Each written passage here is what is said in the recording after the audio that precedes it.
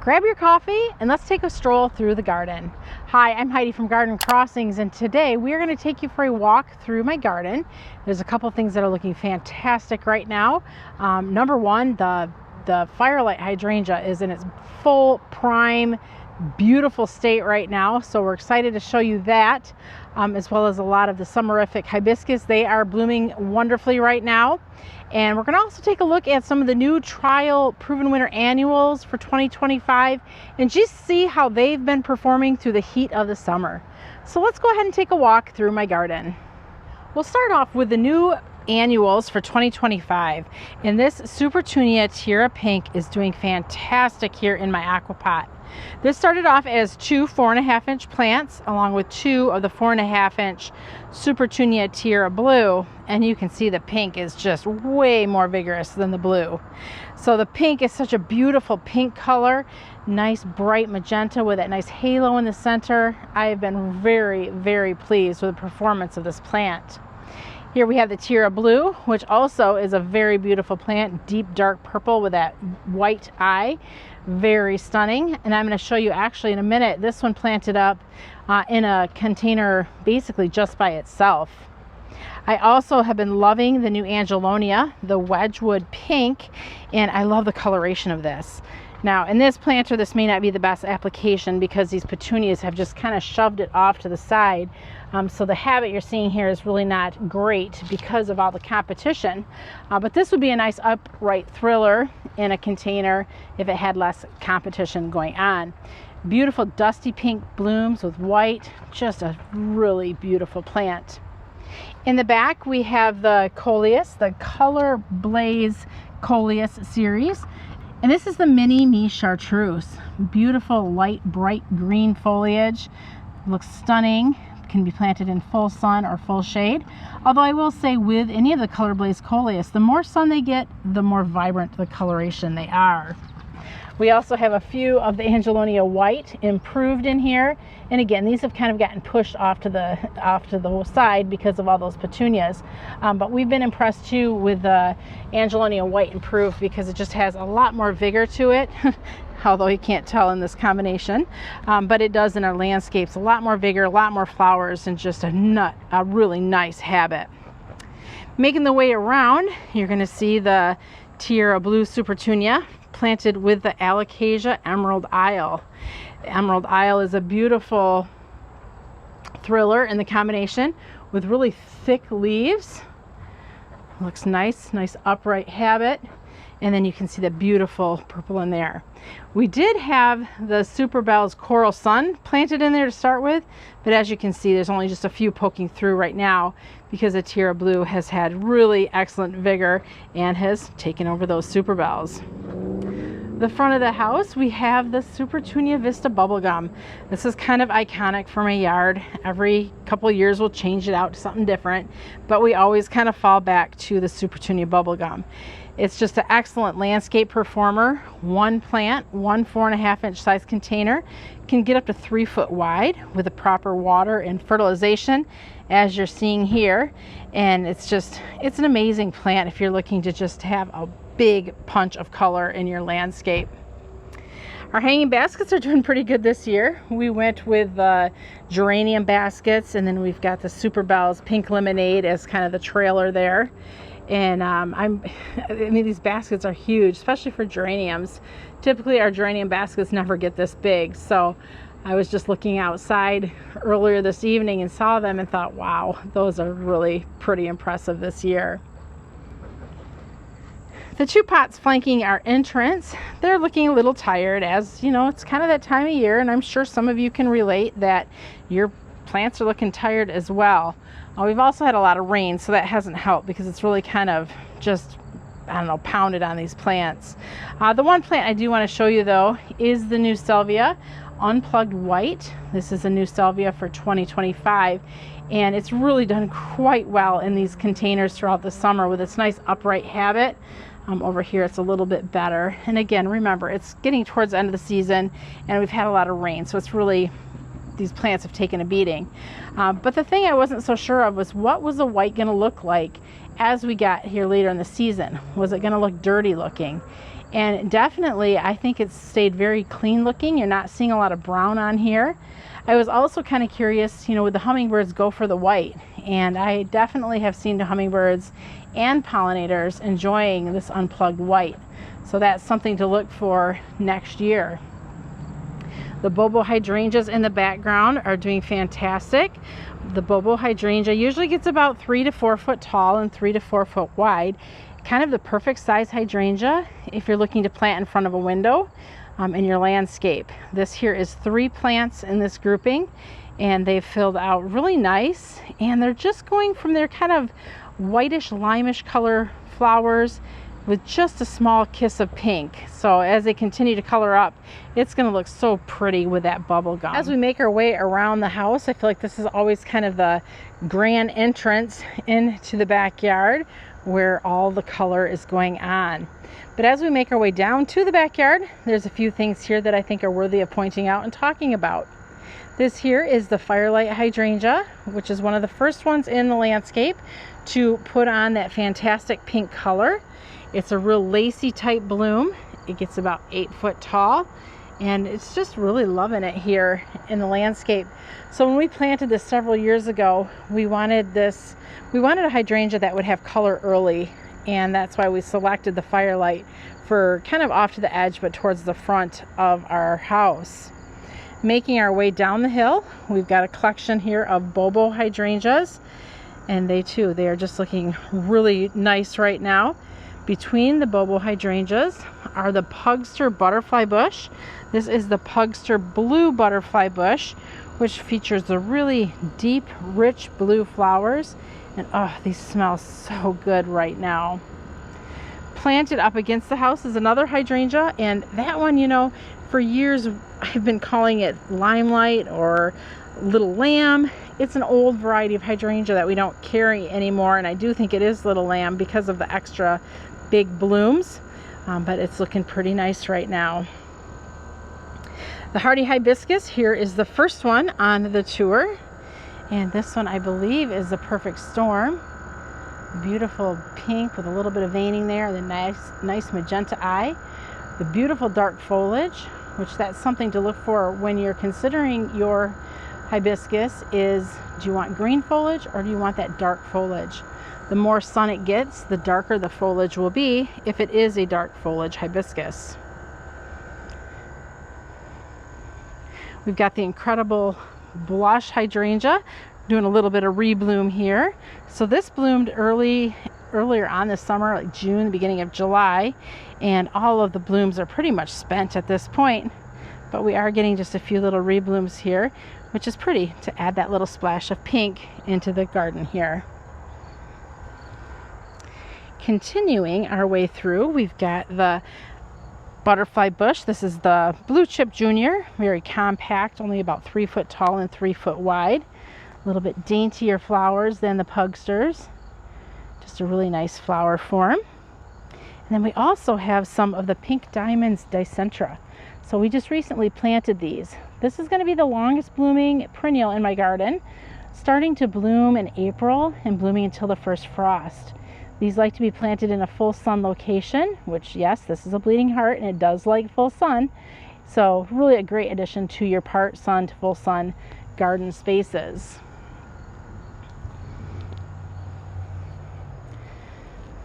Giant hosta there, that's the Sage hosta. And behind it is purple loosestrife, which is what you're finding out in the swamps, perhaps where you live. Up against the house, we have the little Quickfire hydrangea, which is also early to bloom. Quickfire signifies the earlier blooming hydrangeas if Quickfire is in the name. Alstroemeria Inca Ice, looking fantastic as always. So we're excited to introduce to you next year a new series of Alstroemeria from Proven Winners because Inca Ice is no longer available. So something to look forward to next year will be 3 new varieties of Alstroemeria that get tall, like 3 foot tall. So that's something to look for in some of the videos I've either done or will be doing, just to kind of give you little teasers as to what the new Alstroemeria or Peruvian lily looks like that we'll be having for you next year. Black-eyed Susans are always a great addition of color for gardens this time of year.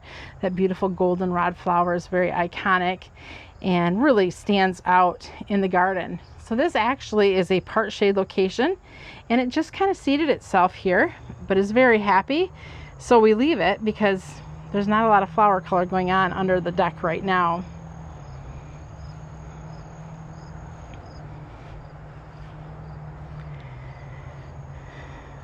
The Limetta hydrangeas, these were in their prime about 6 weeks ago, but even though we're now looking at what we would call the spent blooms, there still is a lot of interest and uniqueness on the hydrangeas.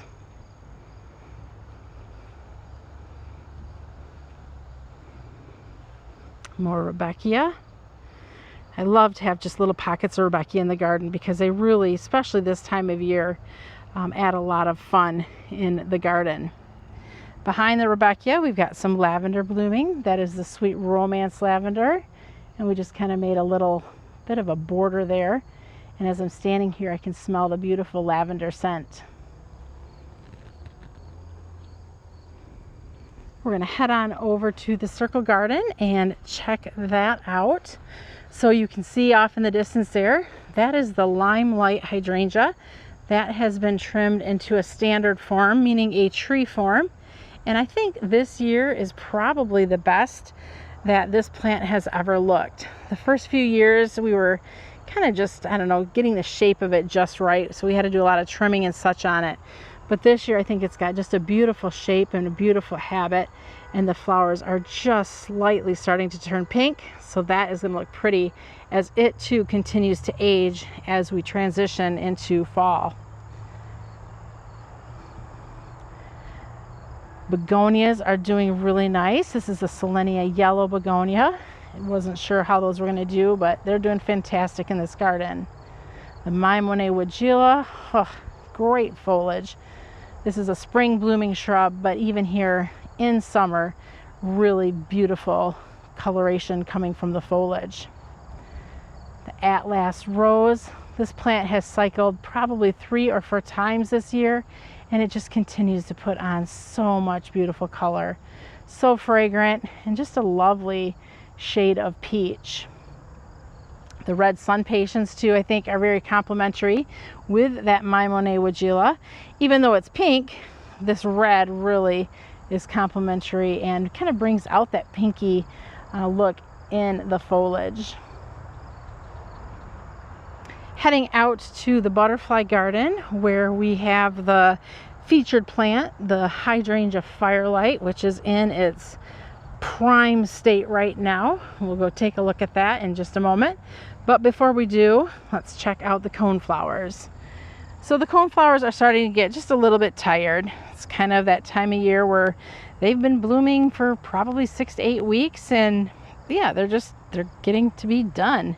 So what I'll do is we're going to leave the flowers on these even after they are done, because the little seed heads here, those have seeds that the finches, especially like the yellow finches, like to come and take. So it's fun to watch the yellow finches as they're hanging out here in this garden bed. Bobo hydrangea, Miss Molly butterfly bush, very lovely scent as we walk past these butterfly bush. If you don't have butterfly bush in your garden and you're looking to add something that's really fragrant this time of year, really almost any butterfly bush will do, but man, they just have such a lovely fragrance. The Bobo hydrangea. It's interesting with the Bobo hydrangea, we have a lot of them here in our yard, how they're all at just various stages of growth. I mean, some are in their full glory right now, others are a little bit past prime, and this one here is still putting on some buds that haven't even opened. So it's weird with gardens how different spaces, different places, your plants can perform just a little bit differently. We're going to walk through the middle of this garden bed, and for those of you who watch my videos, you know I always talk about the white sun patiens and how they just absolutely glow, especially in the night. If you don't have white in your garden, I think that you're missing out on something, especially that nighttime glow. So white matches every color, so you really have no excuse as to why not to use white, because it matches everything. I will say though, there are some white plants that maybe don't stay clean looking when the flowers fade and go brown. Definitely that's not true of white sun patiens. We have done nothing to these plants, and look how clean they are. You're not seeing any brown on them at all. Some more of the Selenia begonias doing really nice here in our planter. So this is a butterfly garden, so if you're having a butterfly garden, it's important to have some of the host plants. So here we have the Asclepias. This is Cinderella, which is the swamp milkweed, and this is the host plant for the monarch caterpillars and butterflies. One thing I will show you though is on this plant, oh goodness, look at here. I didn't even know we had this. Look at it, we have a caterpillar. That's so exciting. I really haven't checked these plants this year to watch for caterpillars because all my attention is spent out in the butterfly house. So that is so cool. But you'll also know just past the caterpillar, all that orange. I'll see if I can, here we go, we'll get closer here. All that orange you're seeing, those are aphids. Now, obviously aphids are not ideal in the garden, but if you have milkweed, aphids also kind of come along for the ride. And if you treat these aphids, what's going to happen is you will not be able to have caterpillars. So even if your milkweed are showing signs of aphids, just let them be. Nature is harmonious. It'll be fine. It'll be fine. Yes, they may not look pretty, but if you want those beautiful caterpillars or the monarchs, you might just have to put up with some aphids in your garden. This is doing fantastic. This is the Agastache, the queen nectarine. This is one plant, and it's about 3 foot tall by about 2.5 to 3 foot wide. And this is a great plant for hummingbirds. Really anything that has that nice tubular flower, like the Agastache, is going to be something that you'll often see hummingbirds come to visit. Agastache is very fragrant. So again, if you're looking to add plants of fragrance to the garden, Agastache is a great selection. Calla lilies are doing great. These came back in the garden now for, I don't know, several years. Like I said, we're zone 6A. Calla lilies don't come back in zone 6A, but I have about 4 or 5 of these in my garden that continue to come back.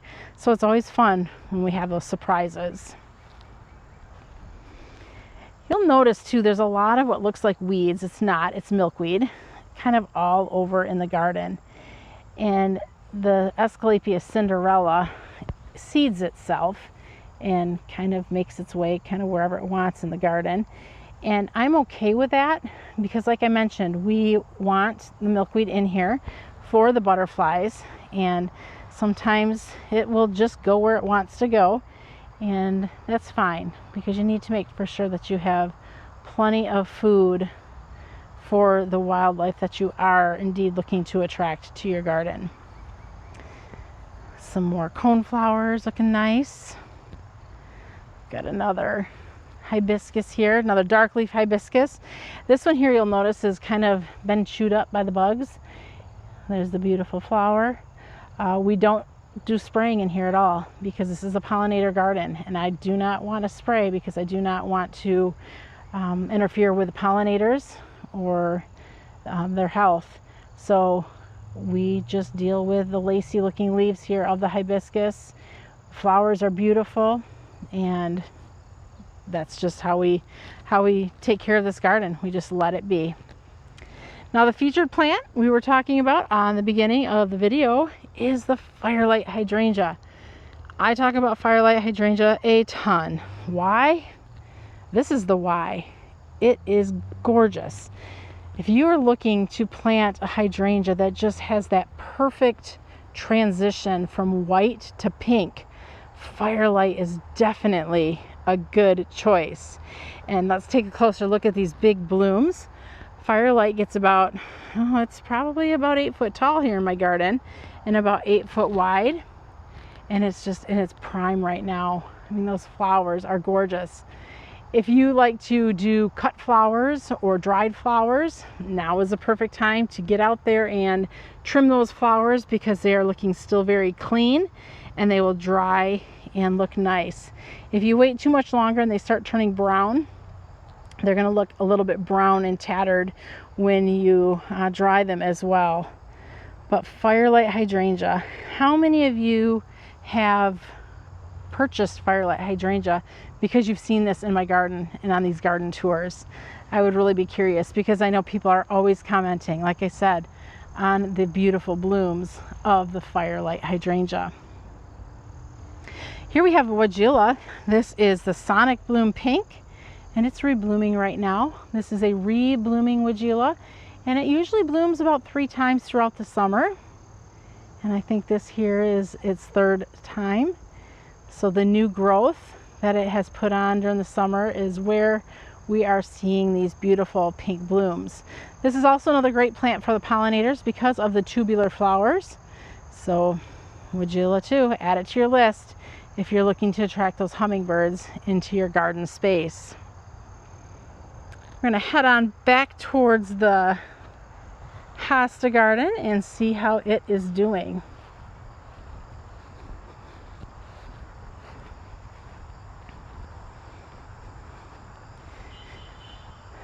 A lot of color, a lot of contrast. We're even seeing a lot of holes. So if your hostas are starting to look a little bit like mine, this would be a sign that you may have slugs in your garden. So if you want, you can sprinkle some slug bait out where the slugs will eat that and die. Otherwise, this is what happens. The hostas get a little bit ratty looking this time of year. In the back, there's the Aurelia Sun King, which is looking clean. So the hostas, the slugs aren't liking that quite so much, which is nice. Another thing we notice is the thicker the leaves or the thicker the substance of the hostas, the less likely the slugs are to go after them. So here we have one that's super thick and I'm not seeing much slug damage on it. I know somebody's going to ask me which one it is, and unfortunately, back when we planted these, we weren't smart enough to put plant stakes in, so I don't know the names of many of these hostas. So as we're planting new ones in, we're trying to be more mindful of putting plant stakes in so we can answer the question of what hosta is that. Another Aurelia Sun King. And I think Aurelia Sun King is just that great plant for those shady spots, just to, like I said, break up the texture, add a little extra height, a little extra interest into those shade gardens.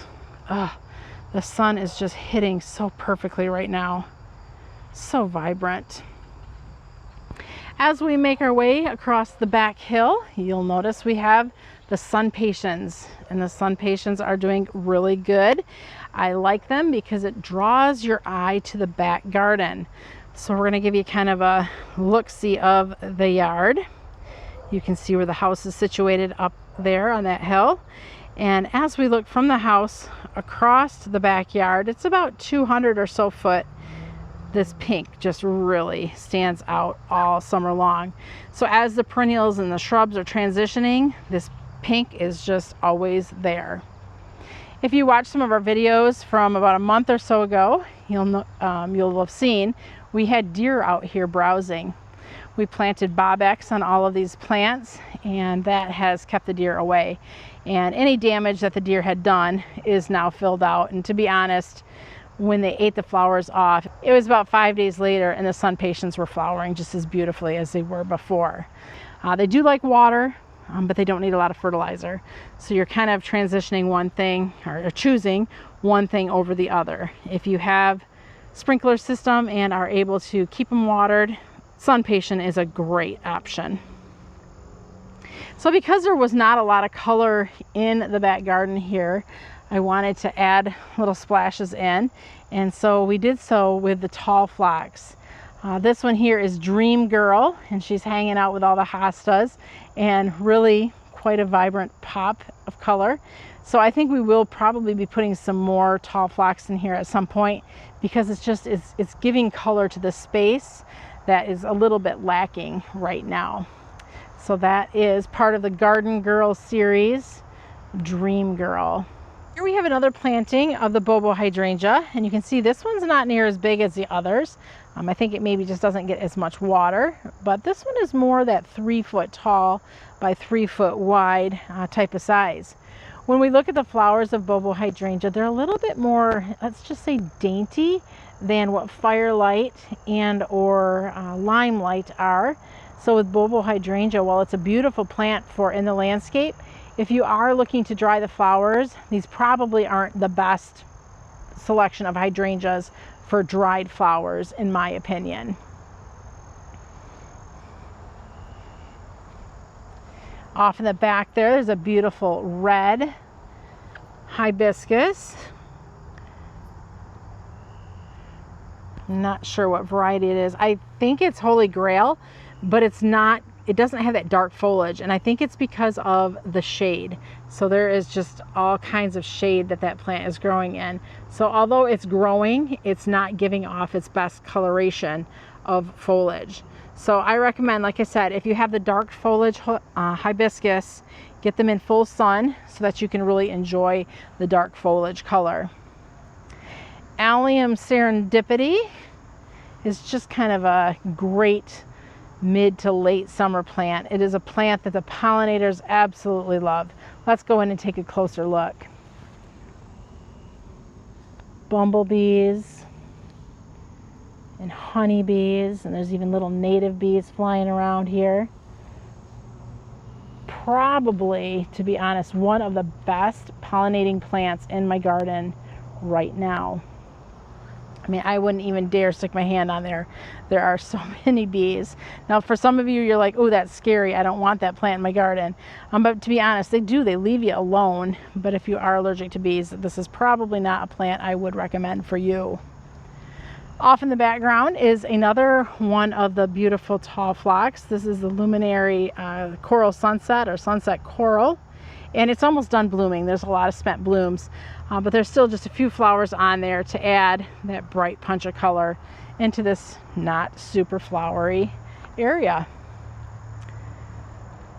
Daylilies are done blooming. There's a lot of hydrangeas up along the back hill, which were blooming in June, and they're all finished, spent blooms. We do have some Coreopsis blooming. It's looking really nice, along with some lobelia. Look at that beautiful purple lobelia. Nice tall flower spikes. It's really nice. Few stray daylilies here and there. Just trying to say I'm still around. The purple sun patiens are planted around the pond and tucked in this area. We also have a grouping of Agastache. Look at those beautiful Agastache. Long blooming perennial too, if you're looking for long bloomers for the garden. My little chippy garden shed back in the corner. It's looking so sad after all the years, but it's just kind of a fun look. Rod says maybe we should repaint it. I say, I'm good with Chippy back there. What do you think? Another Bobo hydrangea. Fantastic. In the background we have Incredible, which is done flowering, along with the Invincible Spirit up front here. Even though the blooms are spent, I don't know, it still gives a little bit of character in this space. Allium Millennium this time, again, gorgeous. Fun, whimsy, big flower show, lots of pollinators. My Proudberry is starting to put on a little bit of proudberries. Look at that. Is that not just so pretty? This plant it's just putting berries on, so this is going to give us those beautiful pink berries into probably December or so. Great for it's a native plant, and it's a great plant to give just some interest later on in the season. Another hibiscus. This one's been around in this garden forever. Beautiful little blooms. And by little, I mean big blooms. Love the blooms. Got a tall phlox blooming. Tropical rose sun patiens. Look at those beautiful bicolor leaves and nice bright rosy pink blooms. Also, here's the Alstroemeria. These are the ones that are hardy in zone 7 and 8. So these have come back now for 3 years. They're only short varieties, only about 12 inches tall. But the fact that they've come back here in my zone 6A garden is pretty impressive.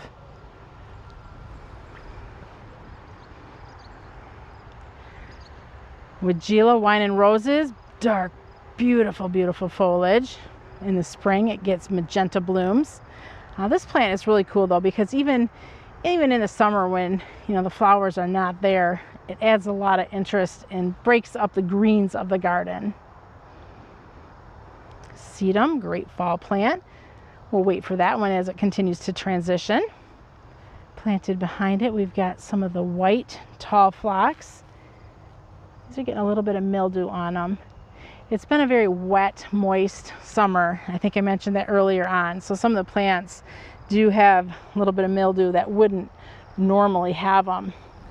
The limelight hydrangea, gorgeous. Big, big, big blooms. And it is starting to pinken up as well.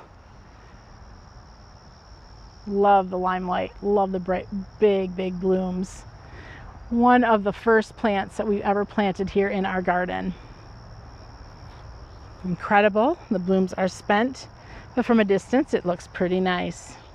Thanks for walking through the garden with me this evening. If you have any questions or comments, please feel free to leave them below. And if there's any plants in this tour that you thought, wow, I gotta have, I'd love to know which ones those are.